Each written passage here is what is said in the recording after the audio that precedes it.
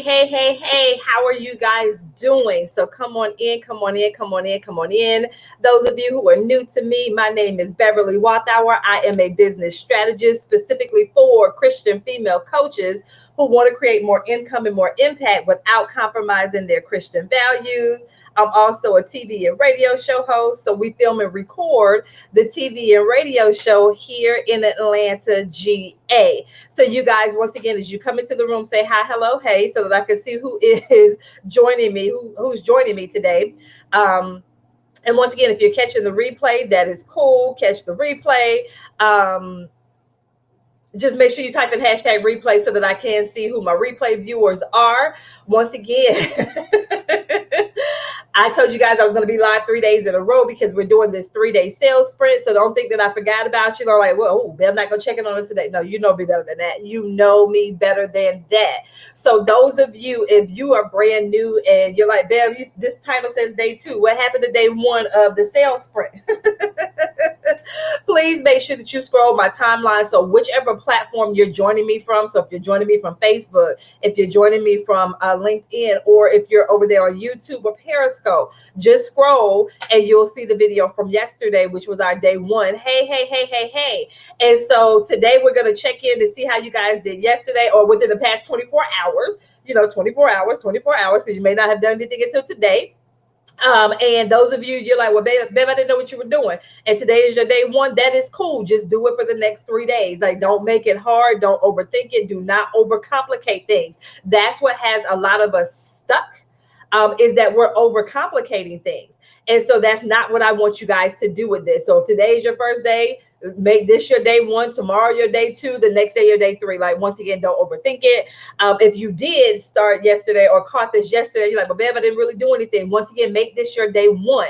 That's what I mean by not overthinking it. So many of us are holding on to stories and all of that crazy stuff. And I'm going to share a story with you guys where God is so good. God is so awesome. God is so good. And so, whatever stories you're telling yourself when it comes to your bit, well, babe, I've been doing this for 5 years now. And it's not.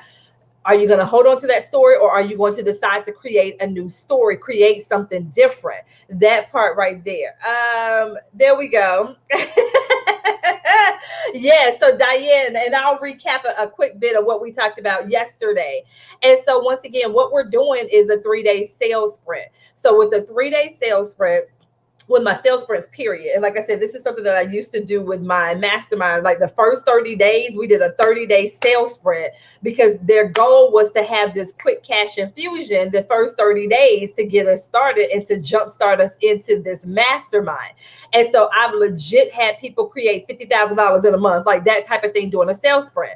So with yesterday, what I talked about and what we're doing with this 3-day sales sprint, of course, this is a smaller version. Anytime you do a sales sprint, you choose how long you want your sprint to go. I recommend at least 5 days. Like, that's a really cool sales sprint to at least start off with if you've never done one. But then, like I said, you could have them go up to 30 days type of thing. And so with this sales sprint, what you want to do is you want to decide on a time frame. So for us, we were just doing 3 days. So you decide on a time frame that you want to do your sales sprint. Also, you want to set a revenue goal. So if we're doing a 3-day sales sprint, you might say, okay, well, in the next 3 days, I want to generate at least $5,000. So you set your time frame of what you want to do in the 3 days. You set a revenue goal that you want to hit, because part of this is creating income and impact. So you set a revenue goal that you want to hit in that time frame. So once again, if we're doing 3 days, you may say my revenue goal is 2,500 or it's 5,000 or 10,000, whatever it is. You know what's going on in your business. So you set that goal. And then once again, your next thing is, okay, for the next 3 days, how am I going to be able to create the type of impact that's going to allow for me to create 2,500 or 5,000 or 10,000, whatever your goal was. So that's how you want to go into a sales sprint, with that mindset. So I always tell people, just goes back to my training as a teacher with what we would call backwards design. We had to start with the end in mind. So when we were doing our lesson planning and unit planning and so on and so forth, we had to decide before we even went into the lesson, okay, what was the end goal? What was the end result? What was it that we wanted our students to be able to achieve? That type of thing. So it's that same mentality as far as starting with the end in mind. And so now that you know, how many days you're going to sprint, what your revenue goal is. Of course, you need to know, okay, well, which offer am I going to promote? Because I always say, go with the one that's going to allow for you to get there the fastest. So I know some of you guys, you may have a $7 ebook. You may be selling a regular book that's $20, $97 off, or whatever it is that you may have. But my thing is, what's going to be the thing that's going to get you there the fastest? Because it's going to take you the same amount of energy to promote it anyway. So why not throw your energy behind the one that will yield you the revenue the fastest? Because once again, you only have 3 days or 7 days, however long your 5 days, however long your sales sprint is. So you want to leverage something that's going to allow for you to hit that goal the fastest, that type of thing. So once again, that's the backwards design part. And then yesterday we talked about, of course, some strategies, because I didn't want you to just say, well, hey, just walk away with that. Because the next question is, okay, Bev, how do I create this impact that you're talking about? So like I said, if you missed yesterday's live, definitely make sure that you go back and catch yesterday's live. But what I was talking about, to create that impact, you want to look at how can I sow my time and my talent to be able to create this impact that's going to yield, my next 2,500 or 5,000, whatever your revenue goal is. So that's how you want to go into this thing, with that mindset. What is it? What am I going to be able to sow as far as my time and my talent to be able to create that level of impact that's going to yield the income that I desire? And this is the part where, like I said, a lot of us, we hold on to stories. You hold on to those stories. And so the thing is, you're like, well, Bev, I have done this before. Or, Bev, I tried it for 30 days. I tried it for 90 days. How am I going to be able to do something that I haven't been able to do in 90 days or 30 days and be able to do it in 5 days or 7 days, so on and so forth. But like I said, you have to release those stories. Once again, part of what I talked about yesterday is having that conversation with the Holy Spirit. Okay, Holy Spirit, this is your business. You gave me this business, because if it was up to me, I would not be doing this, period. And so once again, having that type of conversation with the Holy Spirit and saying, hey, I am determined to sow my time and my talent to be able to help the people that you have called me to serve. So that type of thing. So that's what we were talking about yesterday. And once again, I gave 7 different strategies that you can implement to help you to be able to create, sow your time and your talent, what that could look like. So once again, I don't want to rehash what we talked about yesterday. I do want to check in and see what you guys were able to work on. But like I said, one thing that you're going to have to do is release stories that you've been telling yourself. And those stories allow for you to remain where you are, and it allows for you to remain comfortable. So I really and truly want you to ask yourself, what stories am I holding on to? Like I said, it could be, well, hey, I tried to launch something before in the past, it didn't work. So how am I thinking it's going to work in 3 days? Or, hey, I wasn't able to do it in 90 days. How am I going to be like, whatever those stories are. And so when I tell you God is so good, because a part of this and talking about stories was yesterday, I had this experience. I was on my way to church yesterday. And so on my way to church, I'm literally having this conversation with God. Because and I don't know if I shared this with you guys, but May 19th, I started working with a dietitian. And so because there's just some things where, I'm really serious about my body being, the temple of God and all that stuff, and really want to take care of my body. Like, I want to make sure that I am respecting my body, that I'm, all of this stuff. So once again, a holistic approach to my life at this point, and making sure that I am taking care of my body and all of that stuff. And so, yesterday I got on the scale and I'm down 13 pounds. And so one thing I always say to myself, when I put on weight, first of all, I'm 5'9". And so, I'm able to carry my weight where people can't tell that I was almost 220 pounds. But because of my height and the way that I'm built, you can't necessarily tell when I put on the weight. But I put it in my behind and in my thighs. Those are the 2 places where the weight goes for me. It goes, thank you, Diane. It goes in my behind and my thighs.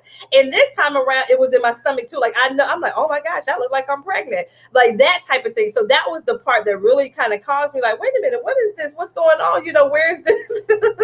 Well, this weight, when you get in your 40s, it look a little different. You carry your weight a little different. And so when I was in my car yesterday, I was saying, I said, okay, guys, I've lost this weight. I said, most people won't be able to tell that I've lost the weight. I said, because of where I carry it. And so, I know for me, like when my clothes start fitting different and stuff like that, that's when I can really tell.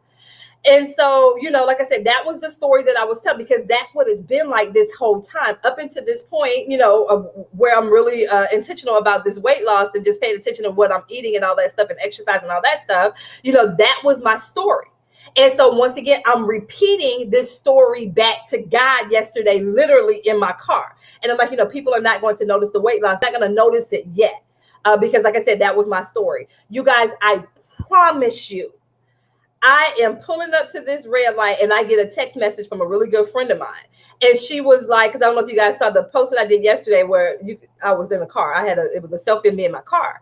And so she sent me this text message and she said to me, girl, I see you slimming in your face, or I see the slim down in your face or something like that.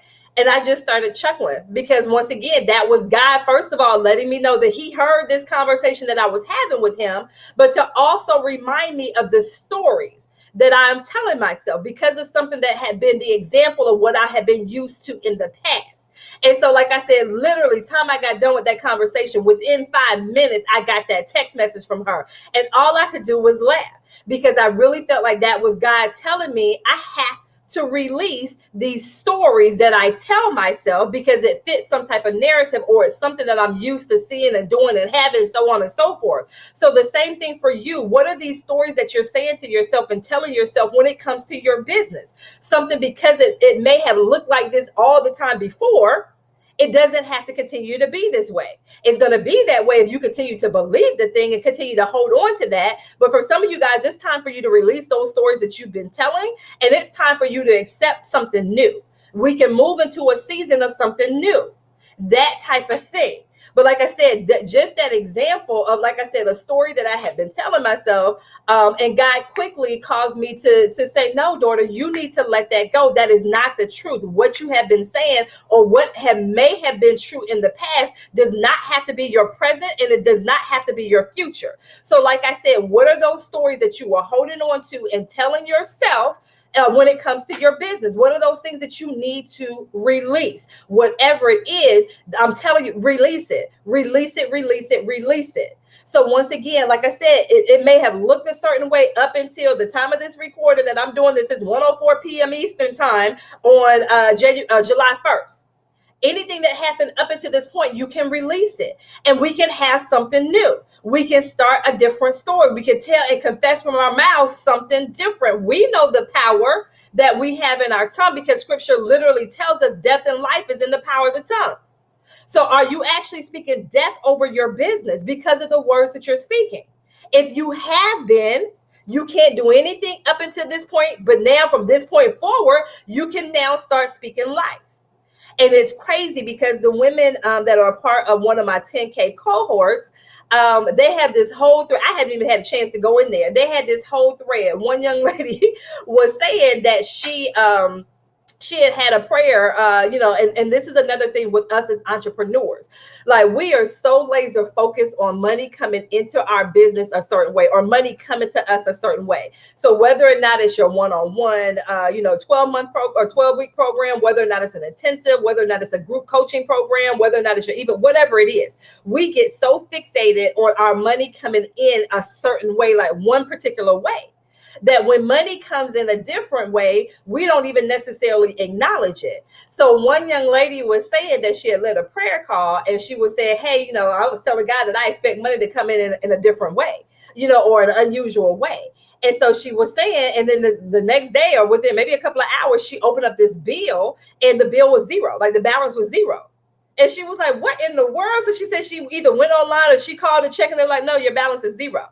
And so once again, that was money that she received, but it wasn't in the traditional way. It didn't come in through her business. And then when she shared that, I promise you, literally 4 or 5 other people started posting on there, well, hey, I had a bill that came in, and then in that same mailbox, it was a check that came in for the same amount.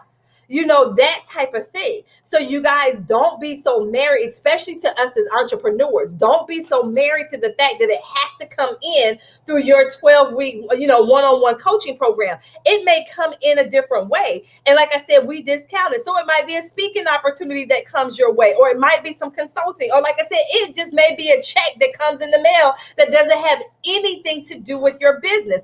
Are you open to receiving how God wants to bless you? Are you open to receiving it, or are we so laser focused on just that one thing that we ignore everything else that may come our way? Be really careful about doing that. Be really careful about that. Be open to all of the ways that money can come into you because of the God that we serve, period.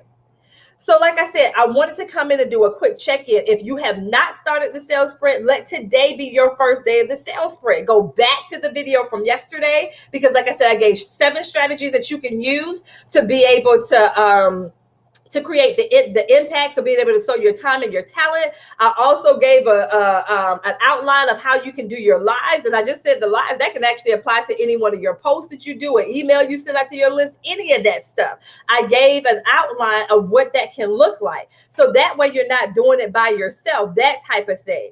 I love it, Diane. Both hands have to remain open so that you can receive with one hand and release with the other. I love it. I love it. Happened to me yesterday personally. Couldn't find a hotel for my trip. Then was told it was already taken care of. And you guys, when I tell you, I don't know what God is doing, what God is up to, but I'm telling you, for Regina to say that story, and like I said, for me to read these different stories in my group, that's why I'm always telling you guys, I'm always saying, surround yourself with other believers in business. Don't do this entrepreneurial journey by yourself, because you end up, the enemy will have you hemmed up in the corner somewhere thinking that you're the only one experiencing this and that everything else is just hunky-dory with everybody. But it's so powerful to even see Regina's story, to even see that with her. But I'm telling you, God is up to something, and you want to be a part of whatever it is that he's up to. Yes, definitely take a look at yesterday's live. And like I said, a part of that sales sprint. So once again, I talked about the 7 different ways that you can sow your time and your talent. And I also encourage them, carve out an hour, at least 1 hour a day, to work on the things in your sales sprint. And then my biggest thing yesterday was stop with excuses. Well, Bev, I don't got an hour straight. Okay, then do 2 30-minute sessions or do 3 20-minute sessions. Like, don't come with excuses and reasons why you can't do a thing. Because like I said, what you're currently doing is not working. So be open to trying something different. Be open to trying something different and doing it consistently. So like I said, we just decided to do a 3-day sales sprint. You may start sprinting with us for the next 3 days and then decide, you know what, this is something that I'm going to do every day in my business. That's fine, but at least get started. I love that. Did my live in my community and shared on my personal page. Follow up this morning. Thank you, Regina. Yes. And so you guys, like I said, you're going to reap a harvest because you are sowing seeds of your time and your talent. Be intentional. Have that conversation with God before you do a thing, as you're doing a thing, after you do the thing. Have that conversation with him. Be really intentional about the conversation. Speak his word back to him. Let him know, God, this is your business. Like I said, because most of us, we wouldn't be doing this thing if it wasn't for him anyways. I'm just saying. So that type of thing. So be really intentional over your 3-day sales sprint about what it is that you're doing and why, that type of thing. And like I said, having those conversations with God about what it is that you are doing. So like I said, this is day 2 of the sales sprint. So for some of you guys, it may be your day 1, however you choose to do it, but at least get started. Do not just continue to sit there and do nothing. Look at what you can do differently in your business. Here we are. We're moving into the 3rd quarter of 2021. This year is literally flying by. Like 2020 seemed like it was about 5 years condensed into one. So then 2021 said, it's only gonna feel like a couple of months in 2021. So you want to make sure that you're not saying, well, hey, I'm gonna put it off. No, what can you do today? What can you do today with what you have access to today? And just like I noted yesterday, you don't have to do all 7 things that I listed yesterday. That was just to give you some ideas. But what can you do today with what you have access to right now? That is the question that you want to ask yourself. Okay? So like I said, I pray that you guys had a great first day. If today is your first day, you will have an amazing first day. If this is now your 2nd day, once again, remain consistent. Hit it hard. Ask yourself, what can you do? So like I said, go back and look at those things that we talked about yesterday. What can you do today? How can you build those relationships with those people who are a part of your current community. What can you do to sow your time and your talent? I love that, Darlene. I was able to truly focus on the needs of my people. And you guys, that's the biggest thing. Like I said, it's a couple of things that we get laser focused on. One, we get so laser focused on the one particular way that we feel like the money's going to come in, our one program. And the other thing, we are so married to that offer that a lot of us, you haven't even checked in with your community to see what it is that they need. Like, you gave them what you thought, you gave them what you wanted to give them, but is that actually what they need? Is that what they're asking you for? Or are you so married to that idea because you feel like that was something that God gave you? And I'm not saying that he didn't give it to you, but you're so married to it and said, this is something that God gave me. Was it for the people in your season right now? That's a question. So my thing is, check in with your community and see what's going on with them. Ask them questions, that type of thing, to see what it is that they actually need, that thing. And then you as the expert, what can you create? What can you give them to fill that need that they have? That type of thing. Using what's in my hand today to sow into others now. And you guys, like I said, make sure you have that call to action. Make sure that you ask them or let them know, hey, this is something that I have. I would love to have a conversation with you. Schedule a call, click the link, go purchase it, send me a message and drop a, reply back to this email, put a certain word in the chat, message, whatever it is. But in exchange for that value that you just gave, in exchange for the time and talent that you just sold, in exchange for that, ask for something in exchange. It's a give and take type of thing. It's a give and take type of thing. So let them know about your offers. Okay. So you guys, let me know if you have any questions for me, because I'm just coming in doing these quick check-ins because I want you guys to work. I want you guys to get to work. Okay. We know faith without works is dead. All right. So you guys, like I said, this is our day 2. This is our check-in. If you missed day 1, go back. I don't care what platform you're watching me on. Just go back to yesterday and you will see the video from yesterday where I laid everything out. And so once again, wherever your day 1 starts, to start with your day 1. Start with your day 1, that type of thing. Yay, Regina. All right, you guys, that is all that I have for you. Once again, if you have any specific questions for me and how I may be able to support you in your coaching business, please feel free to reach out to me. Let's have a conversation. Let's have a conversation. Okay, you guys, thank you so much. And I will see you on the other side of this live. You guys take care, take care, take care.